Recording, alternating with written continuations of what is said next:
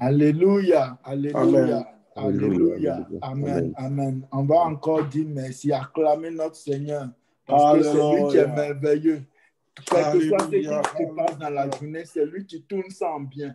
Au nom de Alléluia, Jésus. on acclame le Seigneur Jésus-Christ. Oh, le roi des rois, il est le Seigneur des seigneurs. Il est le Dieu des dieux. Il est le Dieu qui tout ça. Il est le mari de Dieu. Il est le Père des hommes.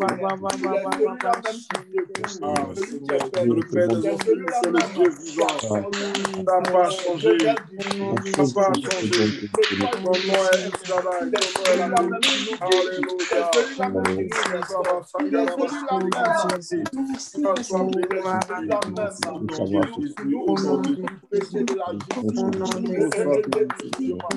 Alléluia. Alléluia. Qui a donné sa vie pour nous. Qui a donné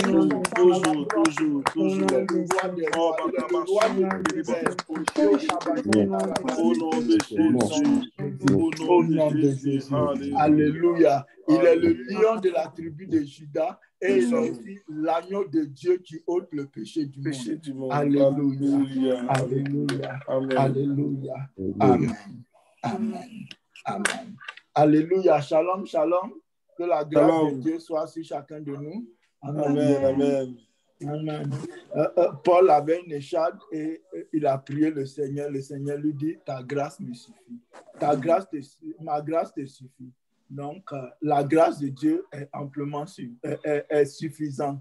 C'est par elle que nous sommes sauvés au moyen de la foi. Donc, on bénit le Seigneur. Alléluia. Aujourd'hui, c'est un sujet assez commun. C'est un sujet assez croustillant aussi. Comment le chrétien se comporte, c'est important. Et le titre aujourd'hui, c'est le lion de la tribu de Juda et l'agneau de Dieu qui ôte le péché du monde. Parce que, voilà, nous sommes chrétiens, c'est vrai, mais quel caractère nous devons développer? C'est important. Quel caractère nous devons développer? Jésus-Christ, il est venu comme l'agneau de Dieu. Il est né d'abord comme l'agneau de Dieu qui ôte le péché du monde. Mais en même temps, il est le lion de la tribu de Juda. Alléluia, il est le lion de la tribu de Juda, mais aussi il a grandi, il est né, il a grandi, mais ça ne veut pas dire que le début de sa vie, c'est la naissance physique. Il existait avant parce qu'il a dit, avant Abraham, je suis. Alléluia. Donc, c'est le lion de la tribu de Juda, comme Jésus-Christ, c'est notre modèle parfait. C'est celui-là qu'on regarde. Alléluia. C'est celui-là qu'on regarde, c'est son enseignement qu'on suit. C'est lui qu'on suit et on marche, on essaie de marcher comme lui. On essaie de marcher comme lui. Mais on ne peut pas marcher comme lui par notre propre force. On doit le chercher de tout notre cœur. On doit le chercher. Et le Saint-Esprit qui nous donne, c'est celui-là qui nous aide à marcher comme lui. Et c'est ce Saint-Esprit-là, quand au fur et à mesure qu'on prie, c'est celui-là qui va développer le caractère en nous, qui va nous, en lisant la parole, en priant, notre moi intérieur là, il va diminuer jusqu'à ce que le caractère Christ soit développé, soit formé en chacun de nous. Alléluia. Et nous allons avoir, chacun va avoir son caractère, ça c'est clair. Mais il y a un dénominateur commun, c'est Christ. Et le dénominateur commun, c'est sa parole de Dieu. C'est ça. Il y a d'autres, il insiste, il y a d'autres.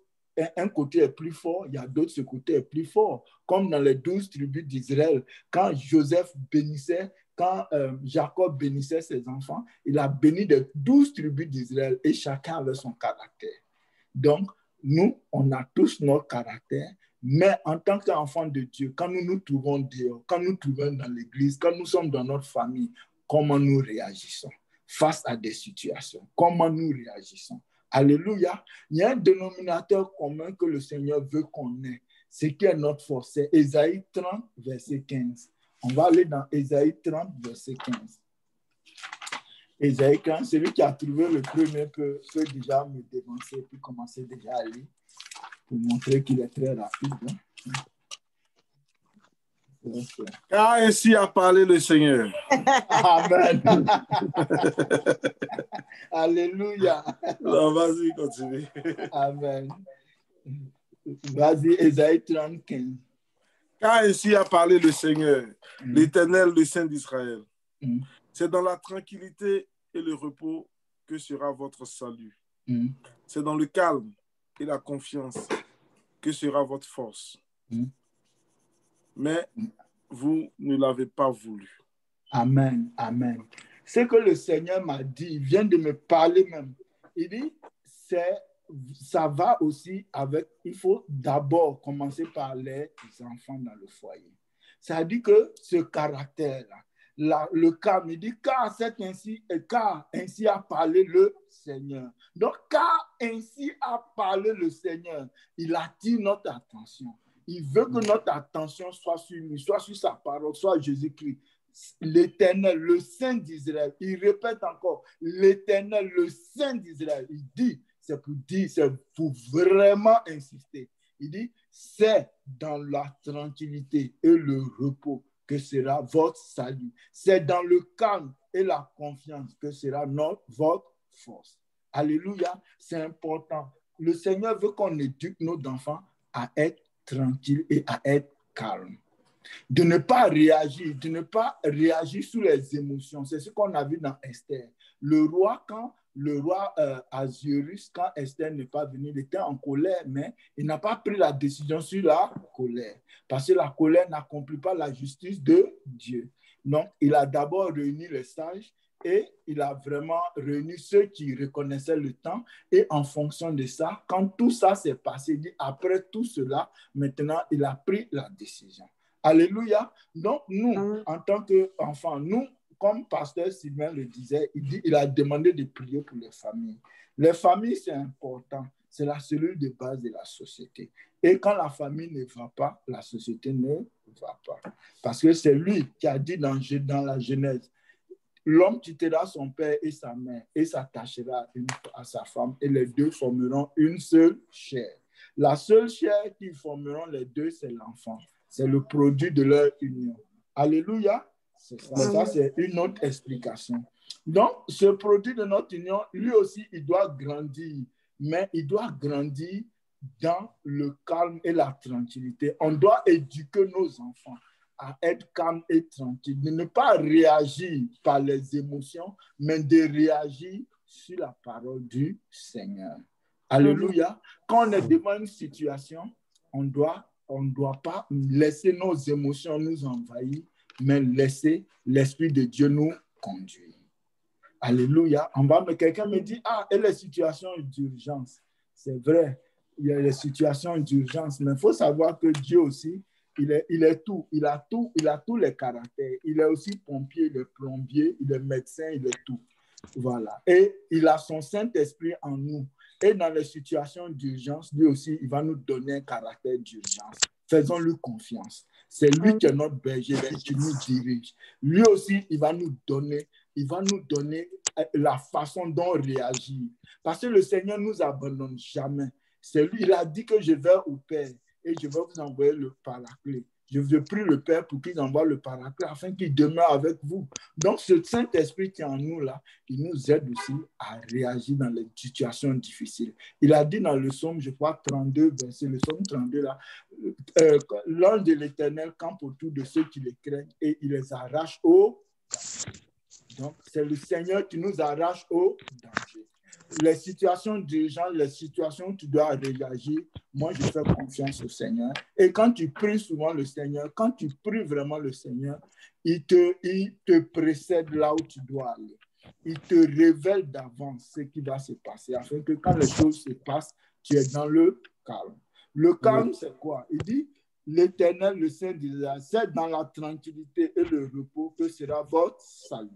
La tranquillité et le repos que sera votre salut. Ça veut dire c'est dans l'obéissance. Ça veut dire le Seigneur doit être devant. Ça veut dire que la parole de Dieu doit être devant toujours. On doit toujours, dans une situation, on doit toujours se référer à la parole de Dieu pour agir. On doit mettre notre confiance en Dieu parce que c'est lui qui nous conduit. C'est lui qui réunit toutes les circonstances favorables afin qu'on réussisse. C'est lui qui met les choses pour nous, comme Adam, comme on a vu. Pasteur Sylvain avait dit, c'est lui qui met toutes les choses ensemble afin que quand nous on arrive, on n'est pas surpris, afin que nous puissions nous sentir à l'aise dans notre situation. C'est pourquoi l'enfant de Dieu doit être un enfant, quelqu'un qui prie beaucoup. On doit avoir une vie de prière excellente. Alléluia. On doit avoir une vie de prière excellente et on doit aussi lire la parole de Dieu souvent. Parce que, comme il a dit dans Josué, je pense que c'est Josué 1, verset 8, si j'ai bonne mémoire. Il dit quoi? Que le livre de la loi ne s'éloigne pas de toi. Médite-la tous les jours. On va regarder ça. Hein?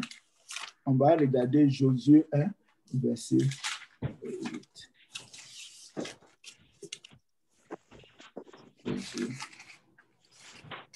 On va regarder. Josué, c'est après Deutéronome. Josué 1, je crois, si j'ai bonne mémoire. Josué 1, verset 8. C'est ça. Il dit que c'est ça. J'ai bonne mémoire, en béni le Seigneur. Que ce livre de la loi ne s'éloigne point de ta bouche. Médite-le jour et nuit pour agir fidèlement selon tout ce qui est écrit, car c'est alors que tu auras du succès dans tes entreprises. C'est alors que tu réussiras. Ça veut dire quoi? Si tu médites ce livre jour et nuit, c'est clair que ce livre est un trésor, la parole de Dieu. Alléluia. Et il y a les secrets dedans.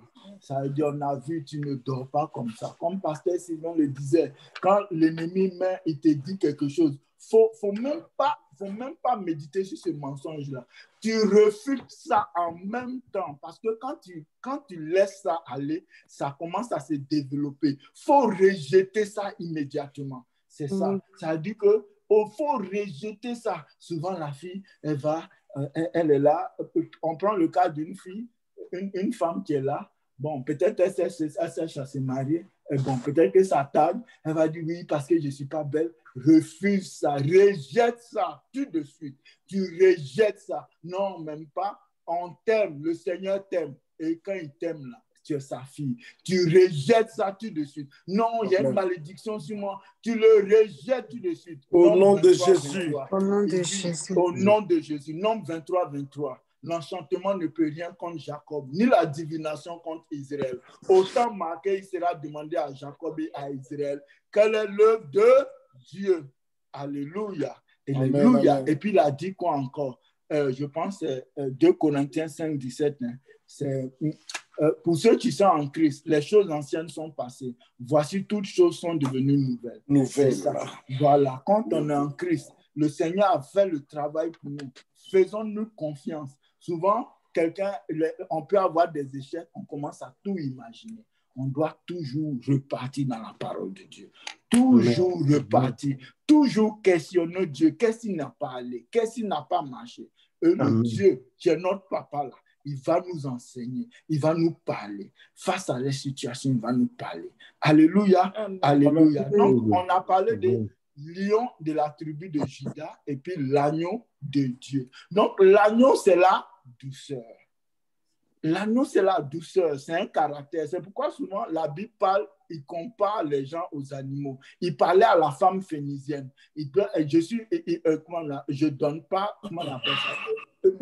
Je donne pas aux chiens les choses, comment on appelle, qui sont destinées aux enfants de Dieu. C'est ça. Donc, c'est ça. Il compare, c'est pas qu'il insulte la dame, mais il compare le caractère. Le caractère. Ça veut dire que les gens qui n'ont pas la crainte de Dieu, c'est comme des chiens. C'est ça. Mais le chien, c'est quoi? Le chien, c'est un animal domestique, non? Et s'il est un animal domestique, qui le domestique? C'est l'homme. Et il compare les enfants de Dieu qui dominent. C'est ça. Donc, le lion, c'est lui qui domine. Donc, nous, enfants de Dieu, quand on est quelque part, c'est nous qui devons conduire les choses. Ce n'est pas les autres qui vont nous, on ne copie pas sur les autres. Les autres doivent copier sur nous. Amen. Amen. Parce que nous sommes des lions. Le lion, c'est quoi? Le lion, il a un caractère. C'est le caractère. Le lion, c'est le chef. C'est la royauté. Il a un territoire. C'est pourquoi il a créé Adam, il l'a mis dans le jardin d'Éden. Il n'a pas mis partout. Il l'a mis dans le jardin d'Éden. Ça veut dire que quand le Seigneur t'envoie quelque part, il t'écoute, mais il a toujours sa destination. C'est pourquoi même quand il a sorti Israël d'Égypte, il a mené Israël dans la terre promise. C'était à un lieu précis. Et c'est un territoire précis. Et il a demandé de rester dans ce territoire. Alléluia. Amen. Amen. Donc, c'est dans le territoire, dans le lieu que le Seigneur te donne. C'est là-bas que tu vas régner. C'est là-bas que tu vas prospérer. C'est là-bas que tes ennemis te seront soumis. Amen. Amen. Amen. Le territoire aussi, Amen. ça peut être spirituel, ça peut être contextuel, ça peut être ton lieu de travail. Ça veut dire que tu as des enfants qui veulent faire des études. C'est bon de prier pour demander au Seigneur où il les a amenés, où il veut qu'ils fassent des études. C'est important. Ça veut dire que tu ne regardes pas vraiment les résultats de l'enfant, tu regardes à ce que Dieu où Dieu l'a appelé. Et c'est là-bas que c'est en fonction de ça, il faut l'éduquer. Et c'est de là qu'il va prospérer. C'est là-bas qu'il va s'imposer. C'est là-bas qu'il sera un exemple. C'est là-bas qu'il va amener des foules à Christ. Amen. Amen. Amen. Amen. C'est là-bas qu'il va amener des foules à Christ. Donc, en tant que chrétien aussi, comme, comme la Bible dit aussi, Jésus, comme on l'a vu avec, avec Mardoché, un chrétien ne doit pas tout accepter. Non. Il dit, la parole de Dieu dit, à quoi sert-il à un homme de gagner tout le monde et de perdre son âme? C'est-à-dire que c'est vrai, on est chrétien, on est doux comme des agneaux. Dans nos relations, c'est vrai, c'est bon d'être doux comme des agneaux. C'est bon d'être doux comme des agneaux dans nos relations avec les autres. Mais on ne doit pas tout accepter. Non. Si on accepte tout, l'enfer est devant nous. On va en enfer parce que ce n'est pas tout qui est bon. Donc, on ne peut pas tout accepter. À quoi ça sert-il de plaire à tout le monde et puis d'aller en enfer? On ne peut pas plaire à tout le monde. Chacun a son caractère. Et Dieu nous a donné ce caractère. Et chacun, en tant qu'enfant de Dieu, on doit marcher selon la parole de Dieu. Mais si quelqu'un vient nous enfreindre, on lui dit gentiment que non, ça, ce n'est pas, moi, je ne marche pas comme ça. Je suis un enfant de Dieu. Voilà mes principes sur lesquels je marche. On doit être ferme là-dessus. On doit être ferme. Ah, quelqu'un va me dire, et si la personne exagère? Mais c'est ça, notre colère doit être majestueuse. Alléluia. Notre colère doit être majestueuse. La parole de Dieu dit quoi? La parole de Dieu dit que la langue a le pouvoir de vie et de mort. Et celui qui en aime en mangera ses fruits. Et puis il dit encore quoi? Ne réponds pas au fou selon sa folie. Sinon, on va te traiter comme elle. Mais ce qui suit dit quoi? Dit, réponds au fou selon sa folie, afin qu'il se rende compte qu'il n'est pas, qu'il est fou. Donc, comment tu choisis dans quel cas tu dois te situer? Dans quel cas tu dois se situer? Ça doit être conduit par la parole de Dieu. Il y a des gens, tu vas leur beau dire, tu vas leur beau t'expliquer, ils ne vont jamais comprendre. Mais tant que tu n'as pas rugi un peu sur eux, ils ne vont pas comprendre. Il faut rugir deux fois. Mais quand il faut rugir, il faut s'attendre, il faut faire attention à la parole qu'on sort. Il ne faut pas faire attention, il ne faut pas dire des paroles blessantes. Mais il faut comprendre, il faut vraiment lever le ton des fois, mais fermement. Et puis la personne s'assoit. J'ai aimé mon ancien VP. Mon ancien VP dit, here we are family. We are nice, we are family, but we play also hard. Ça veut dire quoi? Ça veut dire on joue dur, we play hard. Il a compris. Nous sommes des humains. On peut se fâcher. Qui ne se fâche jamais? Mais n'oublie pas que nous sommes en famille aussi au travail. Les gens, c'est des gens avec qui nous sommes tous les jours. Mais si tu sors quelque chose vraiment, il y a quelqu'un qui me disait que son papa, lui, il dit quand tu te fâches, il faut toujours laisser la place pour bonjour. Il faut toujours laisser la place pour bonjour. C'est important. C'est la sagesse. La Bible dit que la parole de Dieu dit que la sagesse amène les gens à Christ. C'est important. Donc, dans notre caractère, il faut se rappeler. Il y a notre texte de base, même, je n'ai même pas encore dit, c'est Matthieu, je pense que c'est Matthieu 5, verset 3 à 12. C'est la béatitude. On va rentrer un peu là-bas, mais vous pouvez regarder là-bas. C'est aussi le caractère de l'enfant de Dieu. Non, nous sommes des lions et nous devons dominer. C'est pourquoi il nous a donné le pouvoir de marcher sur les serpents, sur les scorpions et sur toute la puissance de l'ennemi sans que cela ne puisse nous nuire. Ça, c'est Luc 10, verset 19. Ça veut dire quoi? Ça veut dire qu'en tant qu'enfant de Dieu, on doit soumettre les mauvais esprits, nous doivent être soumis. C'est pourquoi nous devons être soumis. On doit écraser les têtes, on doit leur envoyer le feu, on doit les bombarder, on doit les lier et on doit les jeter dans l'enfer au nom de Jésus. On doit dominer sur eux. Alléluia. On ne doit pas plaisanter avec eux. Comme Pasteur Sylvain a l'habitude de dire, quand un garçon s'approche d'une fille, puis il essaie de lui faire la cour, et puis ne me touche pas, ne fais pas ça. Le gars, il l'a encouragé, mais si elle commence à jeter les casseroles, là, il ne va pas rester là. Hein. Quand il commence à jeter les casseroles sur lui, à taper sa tête, il ne reste pas là. Non, il y a des endroits où on ne doit pas jouer. Ça veut dire que tu es une femme, il y a un homme qui est en train de te faire la cour, il est en train d'aller trop loin. Il faut lui montrer les vérités. Il faut être dur, il faut être vraiment dur et sec. Sinon, il ne va pas arrêter. Il faut être vraiment dur. C'est important. C'est important. C'est ça. C'est aussi avec les mauvais esprits. Mais les mauvais esprits aussi, c'est les pensées aussi. Hein. Les pensées, c'est les pensées. Ce gars-là, il a un niveau de mauvaises pensées. Tu ne sais pas qui est derrière.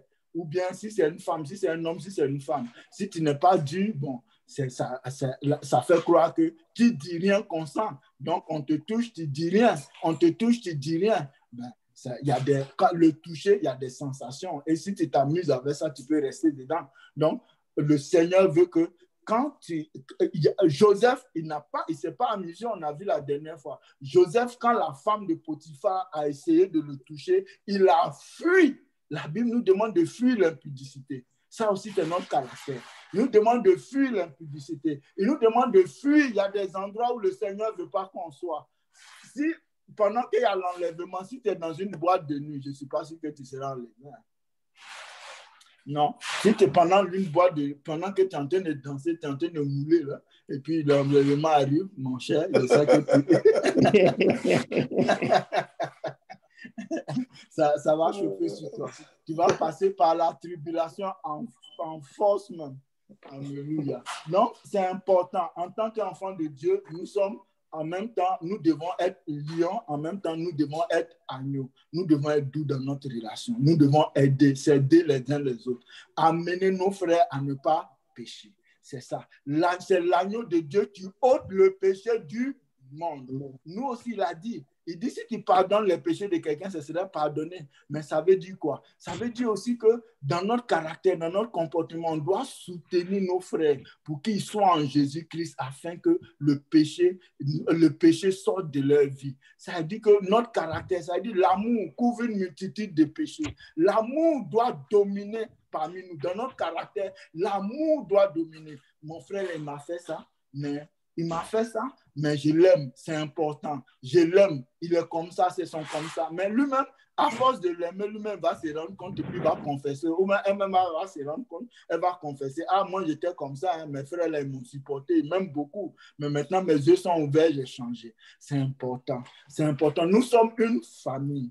Et la Bible dit que le frère est fait pour un frère est fait pour te soutenir. Ça veut dire quoi? Un frère, il n'est pas là pour te critiquer. Il est là pour te comprendre. Et puis, il est là pour te soutenir. Et puis, il est là pour t'amener doucement à comprendre que certaines choses ne sont pas bonnes. C'est ça. Mais il y a des moments aussi que si le gars, il ne peut pas changer et les choses arrivent, la parole de Dieu dit quoi? Si ton frère a péché comme quoi? Va vers lui. Mais il y a une manière de parler. Il y a une manière. Tout ça, c'est important. Il faut toujours retourner à Dieu. Nous avons le Saint-Esprit en nous. Nous pouvons prier avant d'aller. Et ce qui devait être houleux devient vraiment une rigolade. Chacun reconnaît. On boit des verres et puis on s'en va, on rit. On reconnaît son temps, on se demande pardon et puis on avance. C'est important. Mais si la personne ne veut pas reconnaître, donc tu appelles un autre frère comme la Bible dit. Si la personne ne veut pas reconnaître encore, ne veut pas se repentir, tu l'envoies devant l'église. Donc, c'est ça. C'est ça. Donc, nous devons avoir le calme. Le calme, c'est-à-dire toujours faire confiance à Dieu parce que c'est lui qui nous donne l'intelligence pour résoudre les problèmes. C'est lui qui nous donne les choses. Ce n'est pas le nombre de cours que tu as fait qui va résoudre un problème. Non, c'est toujours le Seigneur. Même si tu as fait 10 000 cours à Harvard ou quoi de théologie, ce n'est pas ça qui va résoudre. C'est le Seigneur qui va te guider, qui va confirmer ce que tu as appris ou qui va infirmer ce que tu as appris. C'est un grand homme de Dieu comme Renard Bunke. À un moment donné, il dit quand il a fini l'école, tout ce qu'on lui a appris, là, lui-même, il a dû réapprendre sur le terrain. Il a dû réapprendre sur le terrain. Donc, ça veut dire que l'enseignement de Dieu, c'est une chose, mais l'enseignement qu'on donne là, dans les écoles de théologie, tout ça, ça peut être des fois différent de ce que le Seigneur veut qu'on fasse. Ça peut sortir même, ça peut être même contre, ça peut même nous amener dans un moule que le Seigneur ne veut pas. Alléluia. Amen. Donc, c'est ça. Donc, je n'ai pas vu, mais il faut que, qu'est-ce qu'on doit retenir? On doit retenir que quoi? Qu'est-ce qu'on doit retenir? En tant que chrétien, on a un double caractère. Mais les caractères sont complémentaires. On est lion. Le lion, ce caractère-là, c'est celui qui ne se fait pas marcher là-dessus, mais celui qui défend les autres, celui qui défend sa famille, celui aussi qui se défend, mais toujours dans le calme, dans la tranquillité et toujours basé sur la parole de Dieu, mais sans toutefois oublier la douceur. Parce que rappelons-nous que la colère n'accomplit pas la justice de Dieu. Parce que la parole de Dieu dit que ne laisse pas la colère tomber, le jour tomber sur ta colère. Parce que quand tu dors avec la colère, ça rentre en toi, ça rentre profondément et ça devient une porte ouverte pour l'ennemi. Alléluia. On a vu aussi, quand tu regardes dans les rois, vous voyez, quand un roi était obéissant, tu vois que le royaume prospérait.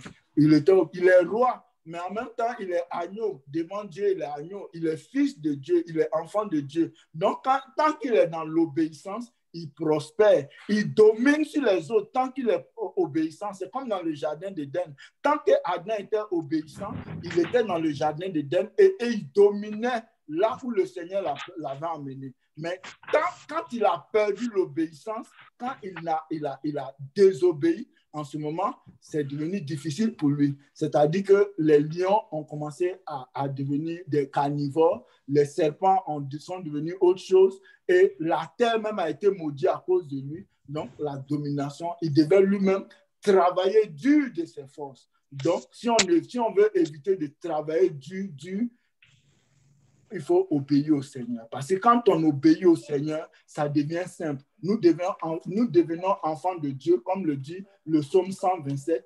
Et ça veut dire qu'on ne fournit pas beaucoup d'efforts, comme le dit le psaume 127. Il dit quoi? Le psaume 127 dit quoi? Il dit l'Éternel, si l'Éternel ne bâtit la maison, ceux qui la bâtissent travaillent en vain. Si l'Éternel ne garde la ville, celui qui la garde veille en vain. Ça veut dire quoi? Ça veut dire qu'au cours de notre marche avec le Seigneur, on doit être obéissant à sa parole. Ça veut dire que l'impliquer dans tout ce qu'on fait afin qu'on ne travaille pas en vain. Alléluia. Il dit en vain, vous levez-vous le matin, vous couchez-vous tard et mangez-vous le pain de douleur. Il en donne aussi autant à ses bien-aimés pendant leur sommeil.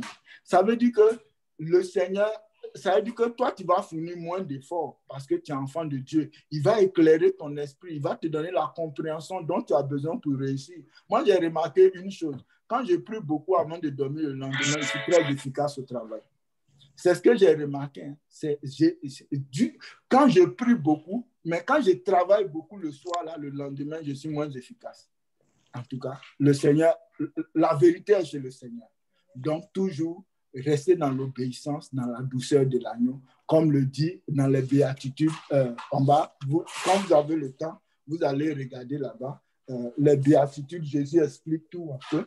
Il explique un peu l'héritage du Seigneur quand nous obéissons, quand nous sommes doux, quand nous recherchons la paix avec les autres, quand nous sommes patients, quand nous sommes vraiment en accord avec la parole de Dieu. Alléluia.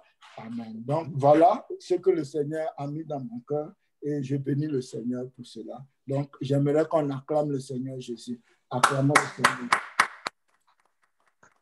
Alléluia. Amen. Gloire à Dieu. Gloire à Dieu. Alléluia. Alléluia. Amen. Merci beaucoup, Pasteur Timothée, pour ce message. Alléluia. C'est tellement vrai. Il n'y a pas quasiment rien à dire. C'est vraiment vrai. C'est réel. Le Seigneur nous dit, c'est dans la tranquillité, le repos que sera votre salut.